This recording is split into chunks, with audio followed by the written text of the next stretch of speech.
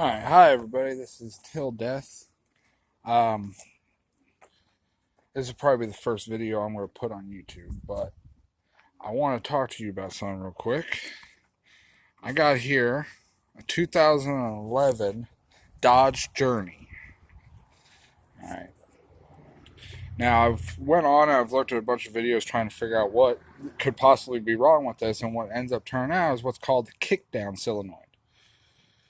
Now, kickdown solenoid is a part of the transmission that operates to make it smoother when you're downshifting, coming to a stop, or so on and so forth. Well, the problem with this one is it's so faulty that it's actually kicking down into neutral, which means that you weren't able to drive any farther or anything. Even if you put it in neutral and put it back into drive, it wasn't doing anything.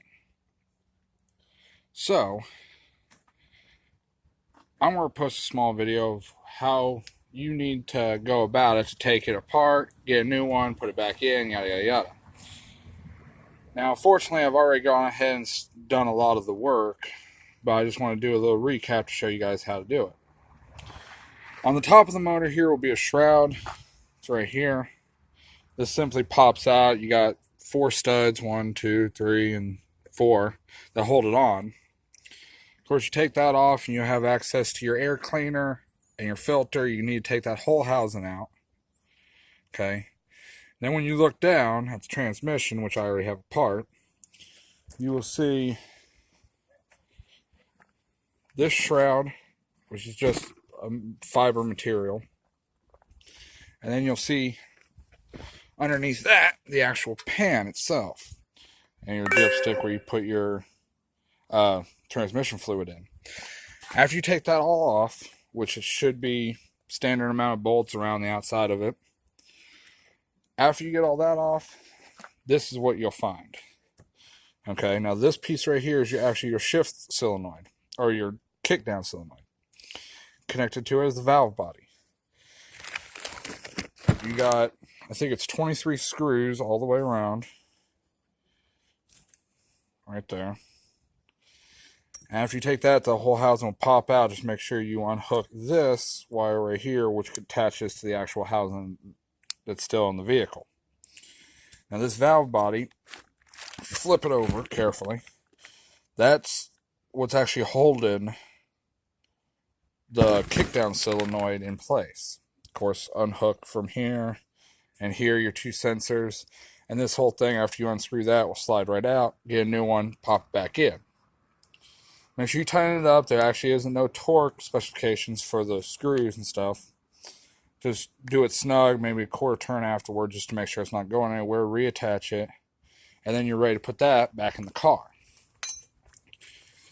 Now right here is where it goes into. Why they call that a valve body is because these are the valves that help shift up and down on your transmission, allowing pressure. Now the gasket is already attached to that, so you won't have to worry about that. But after you get it back on, make sure you snug it up real nice and tight, seal it, and then reconnect everything the way you unconnected it. This is a very simple fix, in my opinion, compared to what everything on the internet was saying of how to fix this vehicle, which is to pull the transmission and get a new torque converter. Because apparently there's been issues with the torque converter. But I've already looked at the torque converter. I've had this all apart before. There ain't nothing wrong with the torque converter. So this is the only thing that's wrong. So in my opinion, it'd make more sense to do this before taking that out. Worst case scenario, your torque converter is bad and you have to replace that anyway, but at least you already have this replaced, so you know that's one thing it's not going to be. If you're going to take it apart, you're going to drop the whole motor and everything else, which, let me tell you, in this vehicle is a bit of a pain. But I just wanted to post this video to show that a simple fix like this takes no time at all, a couple hours, and then go to the store, get another one, put it back on, no big deal. But on the internet, it wasn't showing anything so far. So I wanted to go ahead and show you guys real quick what this does and how quickly you can have it changed. It'll probably take me about another hour to get everything bolted back up and reconnect it and then test it out. But that's not going to be in this video. Now, as I said, this is my first video going on YouTube, but there will be more in the future. I have lots of projects and I want to show you guys from start to finish So expect more, and I will see you in the next video.